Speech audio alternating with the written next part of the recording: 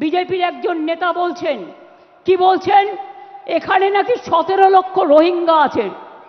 আমি জিজ্ঞেস করছি তাদের নাম নাকি ভোটার লিস্ট থেকে বাদ দিতে হবে। আমি জিজ্ঞেস করছি সারা পৃথিবীতে রোহিঙ্গাদের সংখ্যা কত?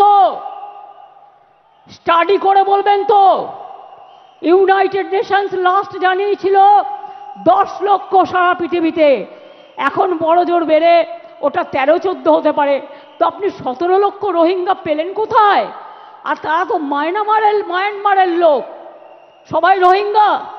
বাংলায় কথা বললে, বাংলা ভাষায় কথা বললে আপনারা বেছে বেছে বলছেন চুনকে চুনকে, কে হিন্দু কে মুসলমান।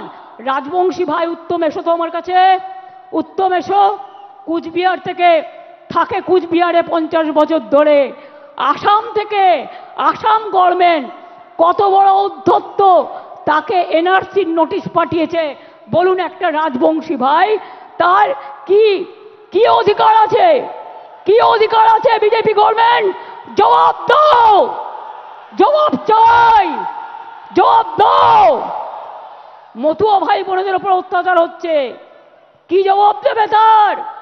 জিজ্ঞেস করছি আমি, কি জবাব দেবে?